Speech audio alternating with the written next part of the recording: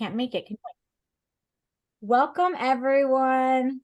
We're going to learn about power struggles and toddler negotiations, relief and training with amazing Amy today, who's a parent coach.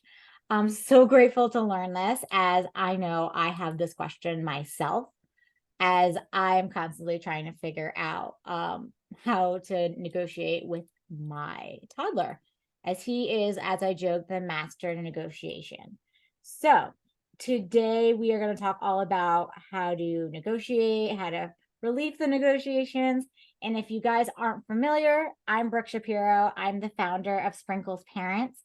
Sprinkles Parents were a community to help parents thrive during the pandemic. It was so hard to become a parent, learn how to parent, and just I feel like it's getting harder and harder for us between technology, living far from families. So just wanted to create this space of Sprinkles Parents for all of us to join together, maybe make that village we all are looking for, learn tips and tricks how to parent. So super grateful today that we have Amy here with us. I have a 5 and a 3-year-old, so I'm going to be learning along with you.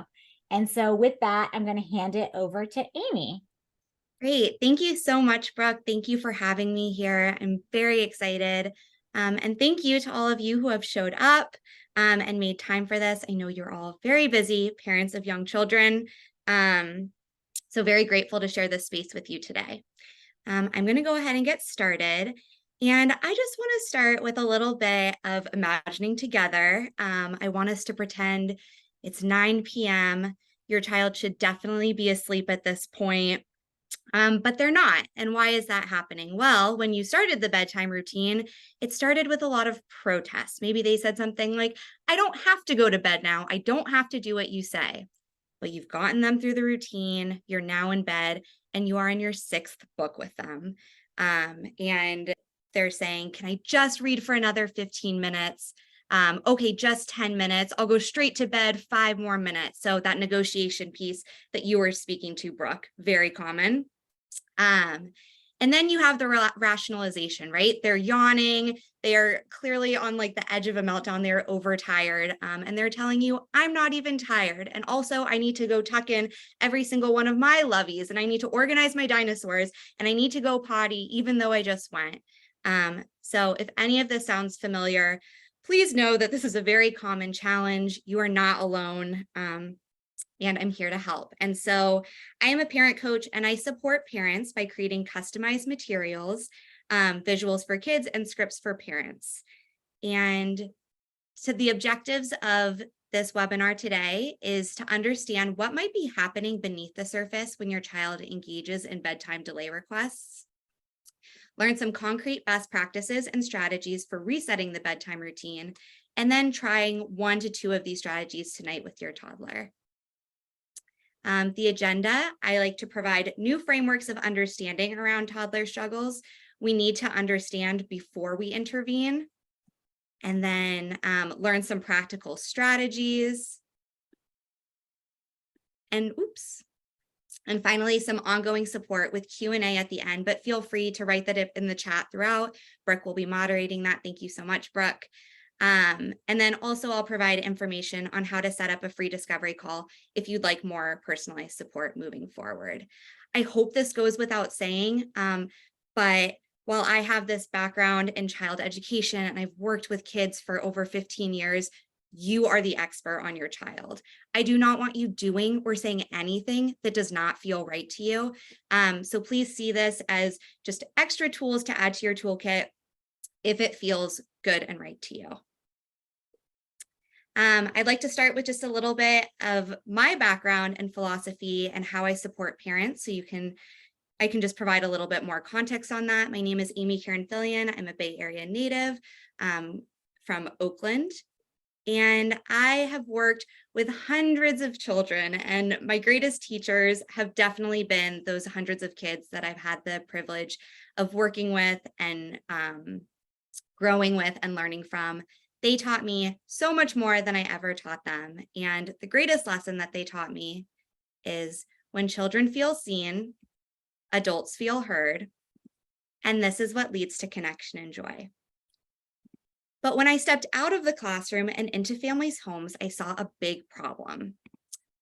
I saw the child world, the world characterized by joy and wonder, curiosity, play, experimentation. And then I saw the parent world. And it's not that the parent world is bad, it just has a very different set of priorities than the child world. And those priorities oftentimes conflict, which is where I come in to bridge these two worlds like Amy Poppins, and offer just some more support and tools to add to your toolkit to strengthen the parent-child dynamic and help your child build skills. My 3-step process when working with families is I start with an initial discovery call. This is a free call just to see if it's a good mutual fit and for me to learn more about your family. Should we decide to partner together, I create a custom care plan. I'll explain a little bit more about what that means. And then I teach it to parents in consultation sessions that they feel confident implementing it at home with their child. When I work with parents, I always like to start with this metaphor. My brain thinks in metaphors, so bear with me. There's a few of them in this presentation, but children are like icebergs. So what we see is their behavior. This is how kids communicate. What we don't see is everything that's going on beneath the surface for that child. So when parents come to me in that initial discovery call, they're often coming to me with a surface level behavior. And what I'm listening for and what I'm trying to figure out is what might be going on beneath the surface for that child.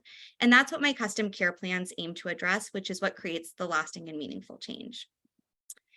Within my consultation sessions and care plans, I provide new frameworks of understanding. So helping parents understand what's going on in my child's world when he or she protests bedtime, for example.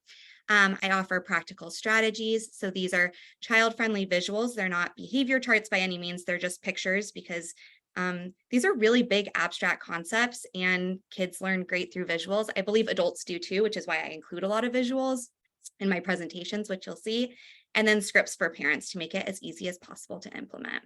And then ongoing support. So how I differ from parenting books and Instagram accounts is kids are amazing at throwing child curveballs, as I'm sure you're well aware. And I love supporting with that and being able to offer on the spot insight. So without further ado, we are going to move on to the presentation.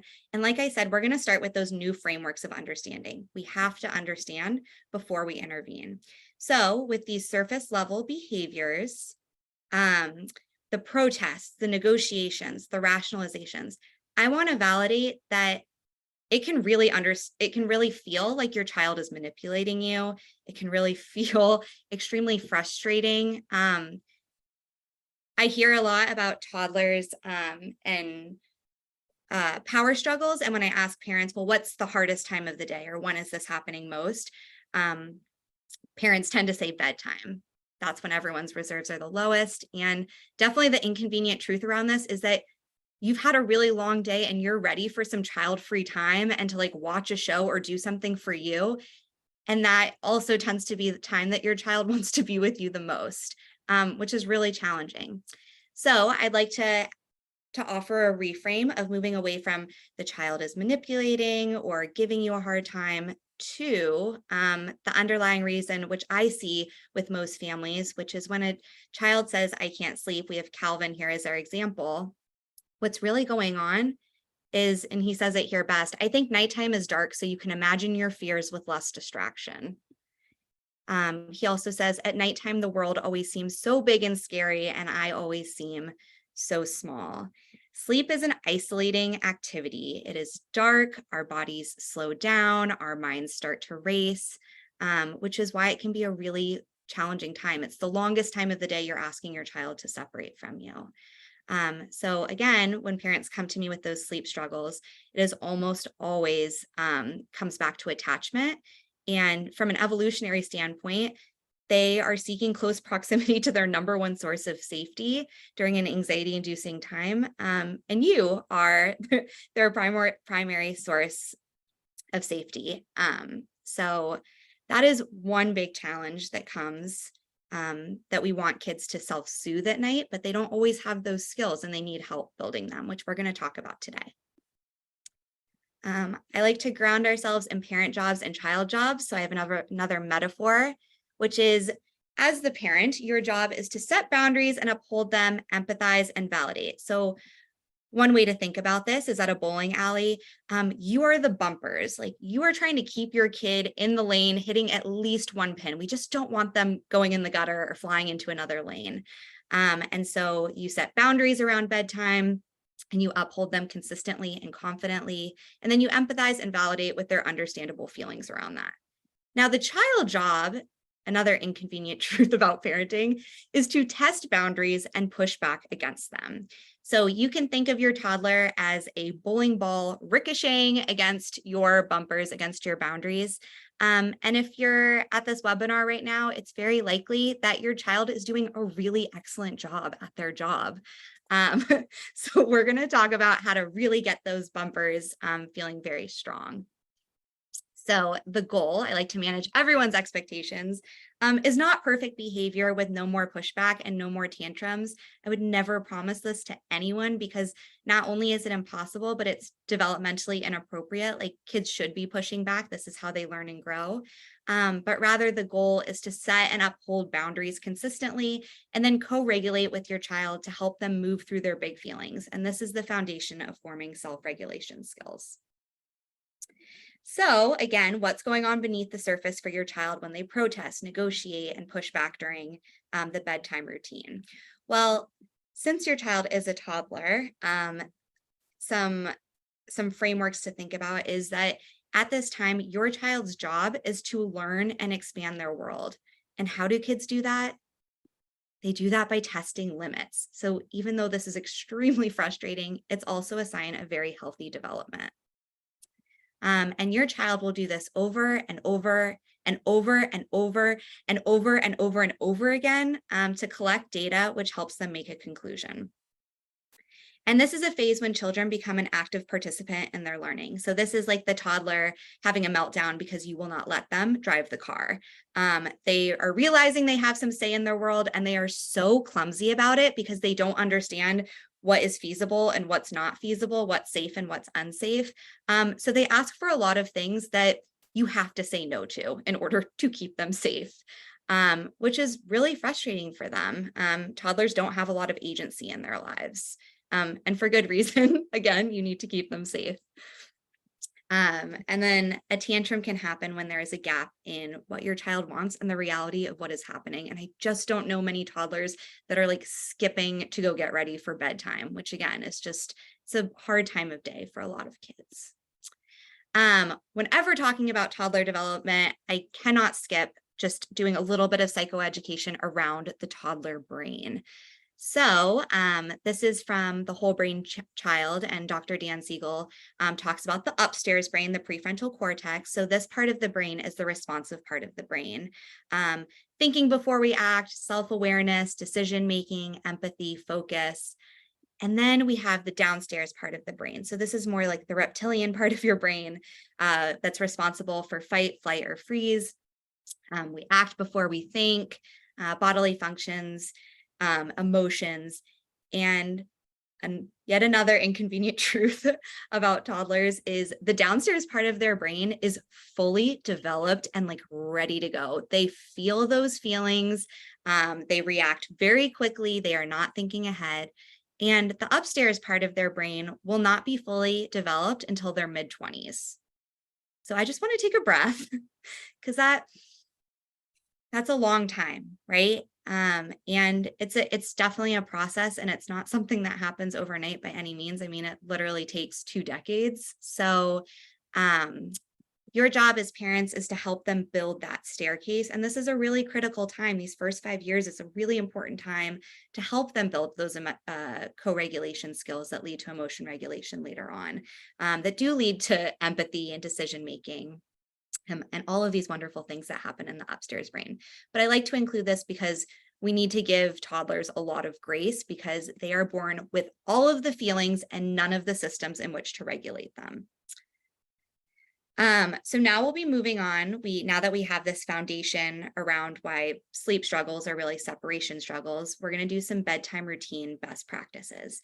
Like I mentioned, I end up talking to many families about their bedtime routine, and I hear all sorts of things, bedtime routines that take over 2 hours, bedtime routines that have 20 steps. bedtime routines in which they put the child down at night and then spend the next hour going up and down the stairs because the child's lovey somehow ends up on the floor out of their crib. No idea how that happens, right? And so here are some best practices that I have found. So the first and foremost, you are in charge of your child's bedtime routine. I know that sounds silly to say, or maybe it doesn't sound silly, but like I said, toddlers are born with all of the feelings and they are really amazing at advocating for themselves. And it's just usually not feasible what they want. And you're in charge of making sure that your child is well rested. You need to make those important decisions for them. So I've had some parents that say, well, the bedtime routine is 20 steps, but we can't take one out because my child will be very upset. And the truth is that if your bedtime routine isn't feeling good to you, it's your responsibility to change it. Now that might feel a little daunting, but I'm hoping with my support and my strategies in the session that it'll feel just slightly more exciting and empowering because you absolutely can do this. You just have to be very sturdy and confident in implementing the new routine. And we're going to talk about some of these best practices. So if you're thinking about changing your bedtime routine and there's something, your child's bedtime routine, and there's some things that you're not liking about it, let's start with setting a bedtime. So having this be as consistent as possible each night and erring on the earlier side rather than the later side. The reason that I say this is that if we've all seen this where kids get overtired, and if kids stay up just a little bit too late, they're actually having more cortisol in their body, which makes it harder for them to self-soothe and go to sleep. So you can play around with their bedtime, but starting a little bit earlier. Also, if you start the routine earlier, there's like a little bit less time pressure of going over. Avoiding screens at least an hour before bedtime, because this can keep them awake. Creating a cozy sleep environment. So you can do this all sorts of ways. Blackout curtains, make the room darker. Maybe your child wants a nightlight, sound machine, having a song on a nice song on repeat the entire night. An okay to wait clock if you want to communicate to them, like when the light is red, then you're in your bed. When the light is green, that means it's time to get out of bed. So those are some different things that you can include in the environment.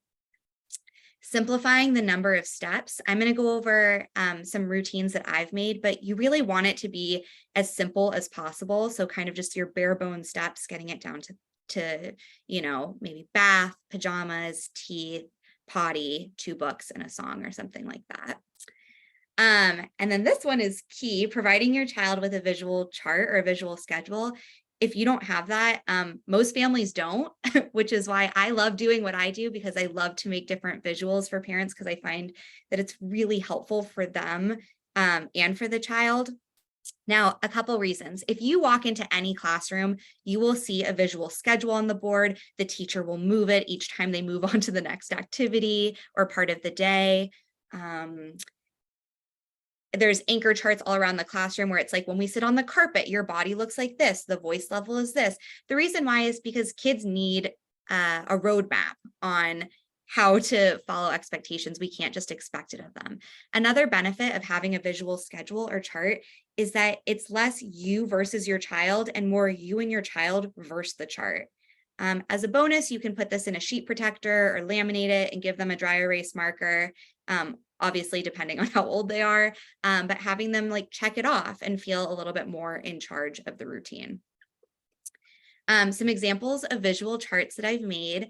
I want to preface this by saying that I am not a graphic designer and I am more of a clip art queen, but I promise that your kids won't care because as long as there's little pictures there, that's what's important. So here's an example, of a routine that we have. The bath, I put a little star because maybe you do it every other night. Brush teeth, pajamas, potty, 2 books, and a song.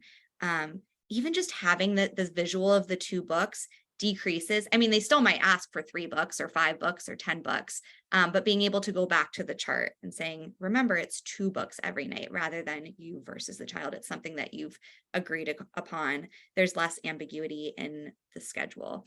So if you do make a visual chart like this, you don't need to use clip art. You can also draw pictures, whatever's easiest for you. A nice thing that I try to incorporate is is thinking about what's your child's interest to get them even more incentivized. So here's a chart I made for a child that was obsessed with Lion King. So this started when he got picked up from school, but you can see I'm using some visuals, like we have the watering hole for bath, which is pretty cute, but just more likely for them to get on board. This is a personal favorite. This child was really into SpongeBob, and I was so excited when I found a picture of a potty from SpongeBob. But he loved this chart, and it was really fun for him. You know, when it was his time to take a shower, seeing one of his favorite characters from his favorite show doing the same thing. So just something to think about as you make your visual schedule. So when you implement the bedtime routine, now you have a bedtime picked out, you've narrowed down the number of steps, you've made the visual schedule, and now it's time for you to teach it to your child. So when I make care plans for families, I create like a whole script that they can just read from, because it's really important how you introduce it to your child. So here's a couple things. I always like to start with getting curious with your child about their feelings around bedtime and having a conversation with them, just because your child likely needs help building self-soothing strategies. Now, maybe your child isn't talking yet, or maybe your child is just not able to communicate what's going on. I mean, I don't think any toddler is like, well, I'm feeling some separation anxiety at sleep time, and I'm seeking close proximity to my number one source of safety, parents. No child is going to say that. But even you saying to them, hey, like, I'm noticing bedtime's feeling a little tricky. Like, what's that like for you? Now, even if they say, can I have a bag of pretzels? And they just move on to something else, what you're doing there is you're just offering some connection and some curiosity about what's happening for them. You don't need to come to an answer. They don't need to give you a reason or discuss it, but just even having some conversations about bedtime outside of bedtime is really helpful. This one's important. Present the bedtime routine as something exciting. The way that we frame it to children is really important. It's never like, okay, like bedtime's been really hard, so now you have to do this, or now you only get 2 books. You don't get 3 books anymore because you're taking too long. You want to present it as this bedtime routine as something that they get to do, not something that they have to do. The way you communicate it is really important. Maybe it's like, hey, you're getting older and like you're acting like a big kid, and we've come up with this great new big kid routine for you. So the way that you phrase it is very important. Also expressing confidence in your child's ability to do the routine. Kids reflect back the vision and the way that we see them. So even if your child is in a really tough sleep stage, be careful about how you talk about your child's sleep around them. So we don't want them overhearing, oh, my kid is such a bad sleeper, or bedtime is such a nightmare. He or she never listens to what I say, because then you'll be seeing more of that behavior. So when giving them the new routine, say, hey, this is something that we're going to practice, and it might be tricky at first, and I'm here to practice with you, and I know you can do it. I know you can do it, and I'm really excited. And then this piece is maybe the most important, is practicing it. And I'm not talking about practicing it at 8 p.m. when you're trying to get your child into bed, because like I said, there's those feelings of maybe some separation anxiety, some fear. They're tired, everyone's drained from the day. It's just not the right time to practice it. So you want to reset this routine and practice this, and give them opportunities for dry runs during the day when it's like the stakes are not as high, because it's not actually time for bed. So a metaphor that I like to use for this is, if your child was playing basketball and they're, you know, it's game time and it's time for them to like shoot a hoop, and there's like opponents coming. Okay, clearly I don't know much about sports. I don't think it's shoot a hoop, but like make a basket. You wouldn't go up, like be screaming from the sidelines, like, okay, move your elbow, bend your knees. That's too high pressure of a situation. What you would do is you would have practice with them outside of game time, where you're teaching them these skills, so that when it is game time or bedtime, they've had those reps in their body. They've had practice around this. So practicing it, and what can that look like? Well, I'm a big fan of role play. And so this can be, you know, you can do it where, okay, first you're the child and I'm the parent, and then playing with, okay, how about you be the parent? and I'll be you, I'll be the kid, and then having them lead you through the routine. Now, bonus points if you can make this silly or add levity to it. So what do I mean by this? Now, you don't actually need to go through the whole bedtime routine and have them take a bath and have them put on pajamas. You can act it out and mime it. But maybe it's time for you, you're playing the kid and it's time for you to put on your pajamas, and you put on your pajamas and you're like, oh my gosh, I put my pants on my head. Like, that's not where the pants go. So what's happening there is like you're adding some silliness around the bedtime routine, and connection can increase compliance. So just having some happy connective memories of practicing for bedtime makes bedtime a little bit less scary. And then allow for any feelings. Going back to the bowling ball metaphor, your job is to put those boundaries up, and then empathize and validate with your child's experience. And so your kid is allowed to be upset, and you can say, you know, two things are true. Like, this is our new bedtime routine, and we will be doing this every night, because you want to be sturdy and confident in that. Because your kids actually want that structure, and they want you to be the confident leader during the bedtime routine, and say, and the other truth is you're allowed to be upset about that. You're allowed to have any feelings that you want about that. Your child does not have to agree with you to set a boundary, because again, toddlers have an interesting perception of their world, and they cannot have as much control as they would like. And finally, remember that it's a process. Kids go through different sleep stages, and they can be really challenging. And I know from talking to so many parents that it really can feel like it's going to last forever.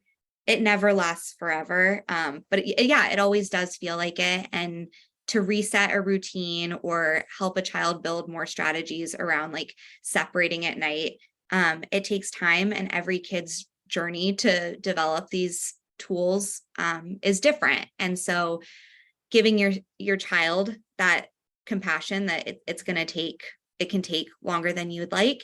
Well, it always takes longer than you'd like, right? Because you'd like it to be better tonight. You'd like it to have been better a week ago. And then also giving yourself self-compassion, just because maybe it's a mantra that you tell yourself of like, this is a really challenging sleep stage. I can cope with this. I know we will get through this. And I had one more thing to say. Maybe it'll come back to me. Yeah. Okay. So now the last little thing I want to talk about is the nighttime power struggles. So you've set the bedtime, you've made the visual chart, you've communicated it with your kid, you've been excited about it, you're confident about implementing it, you've expressed how confident you are in their abilities. And now they practice it great during the day, and now it's time to bedtime, and they are refusing, they're delaying, they're protesting, right? So the first and foremost, and this is not just for power struggles at bedtime, this actually isn't even just power struggles for kids. Like, you can use this with your partner, with your friends. These are just great skills for increasing connection and compliance. So the first is connecting to your child's world before asking them to do something that's a priority in your world, and validating their experience. So remember when my head was on Mary Poppins' body and I said that I was going to help connect that child world into the adult world. The most important thing is kids need to feel seen before you ask them to see or do something that's a priority in your world. You're often asking them to stop doing something fun, to do something that is not fun for them. And you need to communicate that to them. So that might sound something like, hey, like, I see that you're playing right now. Playing is so fun. You've worked so hard on those blocks. Oh, it can be really tricky transitioning to bath, and then restating that expectation. Right now it's time for bath. And I'll go into that script in just a moment. But yeah, restating the expectation firmly. Like, I see that this is happening for you and you're enjoying this. And then saying, it is time for this. Not asking them, can we go to bath? Because if you ask them, they will probably say no. So stating that expectation with a period instead of asking with a question mark. Now, offering back a little choice within your boundaries. So I always say big people make the big decisions, little people make the little decisions. No one likes feeling done to, and kids actually have very little agency in their lives. So giving them choice when possible is great. When I was a teacher and a child didn't want to do their math worksheet and they were really digging their heels in, I'd say, I get it. You want to play right now. I get it. Playing's so fun. Right now it's time to do math. Do you want to do your worksheet with a pencil or a pen? And then the child's like, pen. Well, I kind of won that one because I didn't care what writing utensil they used. I just wanted them to do their math. But again, giving them some choice and giving them some agency is a really powerful tool. Now, these choices need to be 2 choices that you're okay with, and they need to be 2 good choices. Now, what do I mean by that? They need to be choices that if you give one choice that's fun and one choice that's like, or you lose the iPad, that's not really a choice. That goes more into punishment. So keeping it 2 little choices. And, maybe that's like with, you're saying it's time for pajamas, the chart's saying that it's time for pajamas, and you are restating that expectation, but they get to choose what pajamas they wear, or if they put their shirt on first, or maybe you say, do you want me to sing a song or tell a story while I put it on? Kids really like hearing stories, I found, while you're like putting the pajamas on, because it's engaging, it's playful. I put bonus, make it silly, and I'm going to give a couple examples for that. And then giving a little space for them to make that choice. I find hovering over kids can just really increase that power struggle. So you give them the choices and you're like, which one are you going to choose? But actually being like, I trust that you're going to make this decision. I'm just going to like look over here or do this thing, or maybe like, I'm going to close my eyes. I wonder what you're going to pick. But just giving them some space to make that choice so they feel more in control. So here is that script I was talking about from disengaging from a power struggle. So we have first connecting. I hear that you want to play. I get it. Playing is so fun. Restating that boundary and expectation. Right now it's time to take a bath. And then offering one set of choices. Bonus, make it silly. So I put 3 different examples in here. I would just stick to one, but here's some that I like to use. Do you want to jump to the bath like a frog or race like a cheetah? Do you want to walk forward or backwards? Do you want a bubble bath or a regular bath? Again, you need to be okay with them doing a bubble bath in order to offer that, obviously.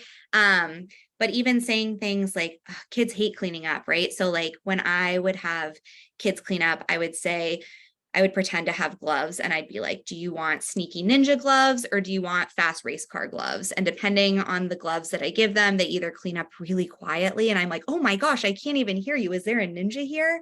Or maybe they do it really fast. I'm like, oh my gosh, I've never seen anyone clean up this fast. So we're like infusing play in like a task that is inherently not fun. You can also pretend to sprinkle fast like magic dust on them or anything that makes it like more playful and silly. One note on that, I did that with a child that they said they wanted 1 ninja glove and 1 race car glove, which was brilliant. Like, why choose? And in that case, yes, do both and have them play with like going really quietly and then they go really quickly. So kids are amazing at taking these choices and doing something fun with them. And then finally, if they are still refusing their choices, because that is always a possibility with kids, I like to repeat it 2 times. And then on the 3rd time, say, listen carefully. I'm going to ask one more time. If you don't choose this time, then I will get to choose. Now, I found that when I say that, the kids are like, no, I get to choose. But it's possible that they still don't choose. And at that point, you make a choice, say, okay, we're doing bubble bath today. And then you just move them to the next part of the routine. And again, they are allowed to have feelings about it, but you cannot spend 20 minutes like just being with them, trying to get them to the bath. You really want to quickly and move that routine along. Oh, and at the end, I like to just share a little video. So this is my little buddy Wilder, and this video was from a while ago, but we were leaving the park. He did not want to leave the park. Obviously, the park is super fun. Instead, I needed him to get into his car seat because we needed to go home. Not as fun. And he was sitting in the back seat and he was refusing to get into his car seat. So as you're watching this video, please note how I first connect to what's going on in his world. And then I restate the expectations. I say it's time for you to get your bottom in that car seat. And then I offer back 2 choices. I believe in this video, I say something about like hopping in like a frog or going fast like a cheetah. Now you can see he's kind of looking there for a second. So then I'm like, okay, I need to give him some space, show him that I trust him to make that decision. And let's see how it goes. And then Brooke, just give me a thumbs down if you can't hear the volume or a thumbs up if you can. Thanks. Toddler, it's time to get in your car seat. But I'm going to stay here for 9 more minutes. You want 10 more minutes to sit outside your car seat and just relax? 4, 5, 6, 7, 8, 9, 10. You want 10 more minutes? Yeah. Are you having a really nice time sitting and relaxing in the warm car? Yeah. Does that feel good? Just drinking some water?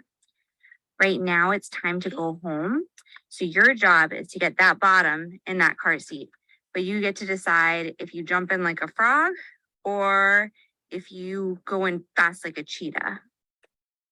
Are you going to jump like a frog or go fast like a cheetah? I'm going to go on the other side of the car. I wonder what Wilder's going to choose. What's he going to choose? And he's, jumped like a frog.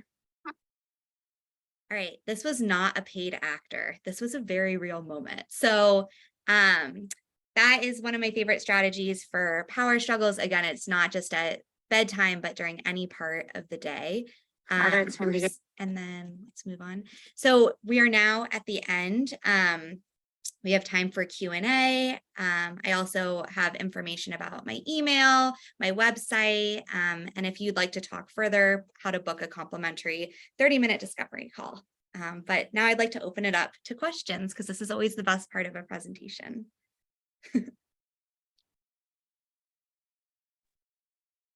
Looks like in the chat, someone asked about how often people should bathe their child. You can say every night in the chart, it looks like you had like a star. Yes. So when I make those charts for families, I usually just defer to whatever they're currently doing. So some families are like, they want to do the bath every night. And so then there's not a star by the chart. And then sometimes the parents have the kid do it every other night, once every few nights. And the reason that I put the star there is just to communicate to the child. Like, I mean, you'll see teeth brushing, pajamas, all of that is the same every single night. If there's something that's sometimes there and sometimes not there, just putting a little mark there so that like when it is time to do bedtime routine, be like, oh, it's a bath night, so we're doing this tonight, or it's not a bath night, so we're skipping this tonight. But showing that like teeth brushing is not something that's skipped. There's not teeth brushing nights and not teeth brushing nights. Well, there probably are, but that's not ideally what we're striving for. So I would say whatever you're comfortable with for bath time. If it's every night, once every few days. Yeah. Awesome. Looks like in the chat, someone asked, what are your tips when bedtime excuses are potty related? Yeah, that is very common because kids are super smart and, we want to believe kids when they say that there's something happening in my body, and we don't necessarily want to override that and say, no, I know you don't have to. There's a couple different schools of thought on this. I would say the most important is like knowing that kids saying that they have to go potty is because they want more time with you. And they're looking for like, they want to engage with you and that sort of thing. So if they do have to go to the bathroom or say that they have to go to the bathroom, taking them to the bathroom, but actually like waiting outside the bathroom or just not talking with them during that time. So they're not learning that like, oh, well, every time I go to the bathroom, I get to like chat with my parents or my parents are playing with me. So making that bathroom run as not fun as possible. I've also heard of families doing like bathroom passes where the child gets like 2 bathroom passes. I haven't, that's an option or something that you can certainly try, but I always find the bathroom delays as a stage that kids like kind of grow out of, like asking for more of the potty. So just making that, just communicating that over and over, like taking them to the potty, but just not engaging with them and then just taking them straight back. Yeah, I feel like with my son, it's at night when it's quiet, he's like, oh, wait, I can listen to my body, because all day long, he doesn't want to stop playing. Before bed, he's again still playing, but at nighttime, it's like, oh, I do, like all of a sudden, like the bowel movement, because like potty trays are just quick here and there. I think like a lot of times that I was just sharing what happens in our family a lot. Right. And sometimes those kids really do have to go to Oh, yeah. you know? So we do want to believe them when kids say there's something happening in my body. We don't want to say, no, that's not happening. But yeah, just Yeah. make as not fun as possible. Yeah. And you can't schedule that. Mhm. Looks like someone's asking what do you say if your child says it's too scary, and he wants to sleep in like parents' bed or just beds in general? Yeah. So I guess I would ask that. It sounds like they're not co-sleeping and maybe don't want to be co-sleeping, but the child wants to sleep in the bed. Sierra, do you want to go off mute and provide more background if you're available, or? Yeah, we co-slept with our son until he was about 3. He's 3.5 now. And the reason for the switch was it was just we weren't sleeping well, sleeping together, and we also have a 1-month-old, so we wanted to get him out of our bed with a few months advance notice so that because we knew he's definitely not going to sleep well once we have a baby sleeping in our room crying throughout the night. So he's been in his bed for a month or about 6 months, but every night he lets us know that it's too scary, and we ultimately spend about an hour laying in bed with him rubbing his back. Yep. And I think that's something really important to note is, well, first of all, most parents that I work with are parents of like 3 and 4-year-olds that have those kids have a new sibling, which understandably can bring up a lot of feelings, right? Like their whole world was, your whole world was about them, and now they're having to share attention and time and that sort of thing. And so it's a big change to go from co-sleeping to independent sleeping, and it completely makes sense why you've done that transition. But if they are communicating to you that it's scary, first of all, that's great that they're able to articulate their feelings and tell you that. I would say creating that visual chart and then practicing it during the day. And maybe it's something where it's like, hey, sleep's feeling scary for you at night. I believe you. Let's practice some like mantras or some breathing that you can do. And then I forgot to mention this in the role playing, but like practicing that through play. Like maybe you're like the piggy stuffed animal and they're the bear, and you're playing and you're like, you act out sleeping. The bear puts the piggy in the bed and it's like, oh, Piggy doesn't like being alone in the room. Piggy takes a deep breath and says, I'm in my bed, I'm safe, and practicing those mantras. But I would say that behavior is really, really understandable. And then also if you're able to spend some like one-on-one time with them, and just giving them some more connection during the day. Did I answer your question, or do you have a follow-up? Oh no, that helped. Thank you. Okay, great. Thank you so much for that question. Someone asked about position on punishments. Taking away a toy, meaning if they don't listen after following your steps of connecting, but they have now become unsafe with a toy. Like, how do you feel about punishment? Yeah, I think there's a difference between punishment and like a natural consequence. And so if a child is being unsafe with an object, then I think that, yeah, you should take that away. But communicating that, like, I hear a lot of parents that are like, oh, well, like you're not getting in the bath, so now you're losing iPad time tomorrow. And like, I'm sure everyone on this chat has said that, and that is okay. But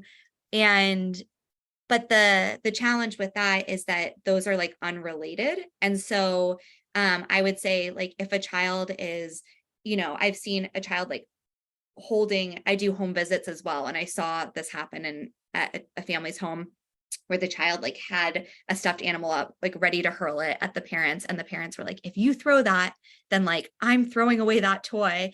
And the child was like, well, now I'm not going to put it down. Like, I don't want to look like a chump. So like they did end up throwing it, where if you're being like, if you throw it to me, like I'm going to move that away to keep everyone safe, or you can throw it at the wall. Like if they still get to throw it, right? But it's like, it's not hurting anyone. But I think it's fine to take things away and put it away if they're being unsafe with an object. But there's a difference between a natural consequence of like, if a child's being unsafe with an object, being like, I'm going to move this so that we can keep our body safe, versus like, you're not doing what I want, so now I'm going to take away this thing that you like.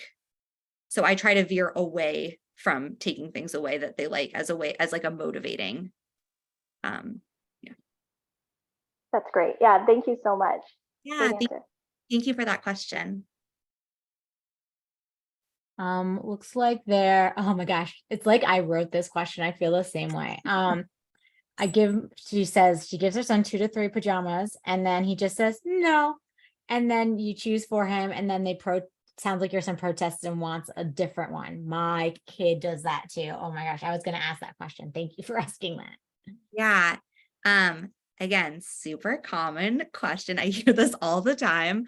And so I would say, like, you give those 2 choices for pajamas. And I think the person asking said they offered 2 to 3 choices. I would just keep any of those choices to 2. Just because anything more, it's just too many choices.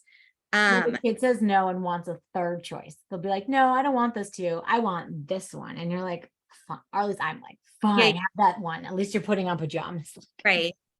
And then what happens after that? Then they say they don't want it at all. Well, my son basically doesn't want to wear pajamas. And so he will say no to you give him 2 options and he says no. And then he references a particular pair of pajamas that might be dirty or they might be in the drawer. And so then if they're in the drawer, I cave and get those ones out and then he'll put them on, or he'll like be really upset about not having the particular pair of pajamas that he requested. And then it becomes a struggle of, well, you have to choose one of these and I'll choose it for you. And then I choose it. And yeah, it kind of gets into this little fun cycle with him. Yep. Thank you for clarifying that. So I would say that, let's say if you're getting out of the bathtub and now you're moving on to pajamas, saying like, okay, like I've chosen 2 pajama options for you, but if we get there right away, you can choose a third option. And then if he goes quickly and then then you can get that option out. But then I think that it's fine to offer 2 choices. And then if he's not choosing, and then say, I'm going to listen carefully, like these are the 2 choices. And if you don't choose, I'm going to choose. And then he doesn't choose. Okay, now you have set that expectation. So you are going to follow through consistently. And he will be upset about that. And he's allowed to have feelings about that. But again, moving that routine along. If the pajama part is like the sore part of, or the hardest part of the bedtime routine, I would say practicing that outside. So first getting curious with them. Like during the day, something about putting on pajamas doesn't feel good to you. I believe you. I wonder what we could do to make that more fun or to make that feel better. Like maybe it's like I tell you a story during like I tell you a story, and then before you put on the pajamas, being like, do you want to hear a story about the flying garbage truck or the dog with 5 legs? And then it's like, now it's turning into something like more fun. And then he gets to choose a fun story as you're putting it on him. That's helpful. Yeah. Because getting him, it's also the battle. Yeah. If he doesn't want to put them on in general. So after he makes the choice. Yeah. So that's great. He's just trying to extend the bedtime routine as long as possible. So that's helpful to expedite it. Thank you. Yeah. And so just making that part a little bit more fun and then practicing it outside of it. And then another thing that you can do is say like, okay, you're going to do like use these 2 choices, right? You offer those 2 choices. And then rather than like watching them or being like, okay, you need to choose now, like maybe turning around and being like, okay, I'm going to turn around. I know that you're going to choose one of these. And like, I wonder which one you're going to choose. Like, I bet it's going to be the blue pair. I think it's going to be the blue pair. Okay, I'm going to turn around soon. And then a lot of kids like to trick their parents or feel like, they're like in control of that situation. So just playing around with those different strategies, but definitely practicing that part during the day. Thank you. Yeah.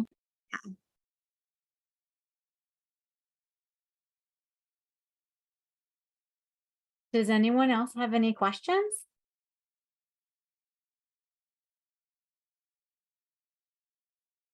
All right, well, I'll give people a few more minutes. One quick question for you, Amy. I was curious, is there an ideal bedtime based off of kids' ages?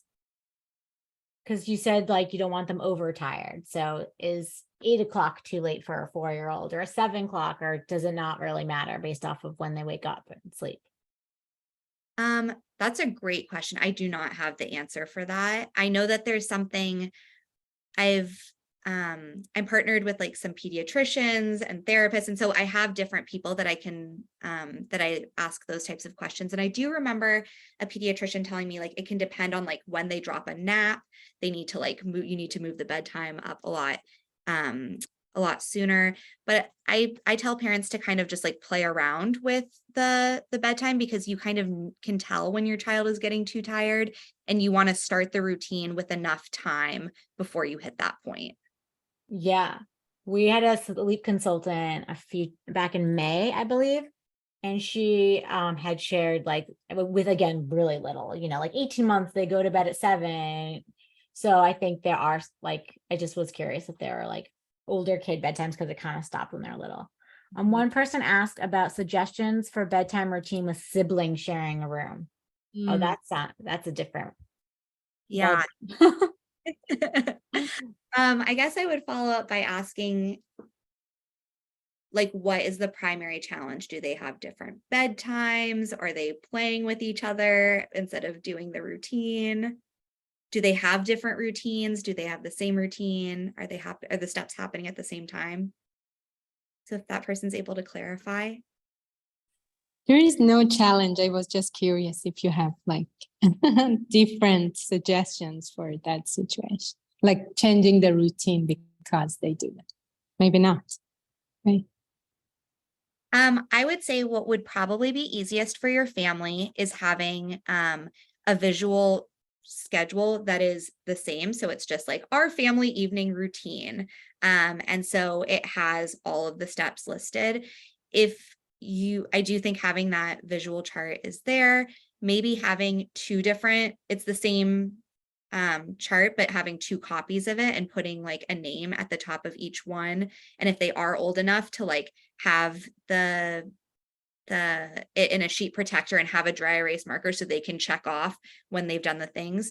We don't want to make it a competition between siblings, because that doesn't feel good to kids. But maybe like they can work together, or the older one can be in charge of checking it off, or being like, okay, well, now we've done this one, what happens next? So if usually it's like the older child tends to be a little bit more of a rule follower. Obviously, this is not always the case, but maybe teaching the routine to your older child and being like, okay, like I'm gonna need your help during this time, like you're so great at bedtime, and like your sibling is like looking up to you. And so like modeling that, and then maybe doing more practices with your younger child if they're having challenges around getting through the routine. But we want to make it like working together like a team all together rather than a competition. Yeah. Right. Now, just thinking a little more of it, there is a big challenge. So my son was I know when you said there was no challenges, I was like, wait a second. I know, not being too honest. So my son, who's the eldest, he is kind of really attached to my husband. So basically at bedtime, he's taken hostage. He has to stay in the room until they go to bed. My daughter was pretty independent, and now she's getting also attached to that routine. So wonder if you have suggestions for how to phase out of that routine of staying in the room with them. Yeah, that's a great question. I would say, so having him like stay in the room for a long time, or stay there until he falls asleep, and then taking it to like where he's like now just going to leave the room is a pretty big change. And again, you are in charge of the bedtime routine. And if that's a change that you want to make, you absolutely can. But you need to have a conversation with your kids beforehand, communicate why the change is happening, and just talk about like, their feelings around that. Maybe if they're like, well, I really like cuddling with dad, or I really like that time, like making sure that their dad can have some like time with them, maybe playing like before the bedtime routine. So they're still getting that like, okay, we're now doing this like before dinner. You have some time to play with him because he's not staying in the room anymore. And then practicing what that's going to look like and the different steps. So like maybe even adding that onto your visual chart, and like it ends with a hug, I love you, I'll see you in the morning, and then dad leaves the room, and saying, yeah, this might feel really tricky, but we're going to practice it every night. And then because that is a pretty big change, the way to phase it out would, you could do, believe it's called like the safe distance method, where maybe the first night he's like in the room, but he's like not engaging with them and not like cuddling with them or touching them, right? He's just like in the room. And then the next day he's like at the doorway. And then the day after that, he's like out of the room. But again, every family is different. So maybe it'll take more time of each phase, but playing with that distance, but like slowly and gradually changing that. Right. Thank you. Very helpful. Yeah.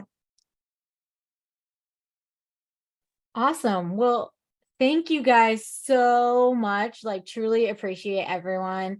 And thank you, Amy, for being here. Truly, thank you, Amy, for sharing your knowledge, your guidance with us. Everyone can contact her if you have any questions. She's a great parent coach. Like, truly, thank you for this insight and teaching all of us. Thank you, everyone who joined us today. We hope to see you at more Sprinkles Parents events. September 29th, we have calmer parenting with family therapists at Evergreen Consulting, counseling, excuse me. So please sign up. I put that link in the chat for everyone if you would like to learn more. Be completely different parenting thought process, and it's more for parents who may have had trauma or like trying to break their family habits. So thank you, Amy, for having us from like the child and parent coaching perspective. Like, seriously, thank you again. All right. One more thing. Oh yeah, of course. I have one more slide. Oh, sorry. Oh, no, don't worry about it. The last thing I wanted to say is, well, I make a lot of toddler bedtime plans. I make all sorts of plans around behavior, academic, social, emotional development. So maybe bedtime is not the only challenge that you're having, but maybe your child's having some like anxiety transitioning back to school, or they're hitting and kicking and you would like them to not be hitting or kicking. And maybe perfectionism or resistance to school, whining is a big one, sibling rivalry and dynamic. So these are all plans that I make. They're all customized based on your family. And yeah, I offer parents a 30-minute free discovery call. You can sign up through my website at amykaranfilian.com. And it's truly a no pressure, no obligation invitation. There are many wonderful resources out there for parents, and I am one of many. But I do love working with families and providing this customized, personalized support. Awesome. Thank you so much. I'll have this also in the follow-up for everyone. Perfect. So that way you guys can connect with their information. We'll all be in there. The recording will be in there too. So thank you again, Amy. Yeah, We really thank appreciate you you and everyone everyone for here. coming. Yes. Thanks, you guys.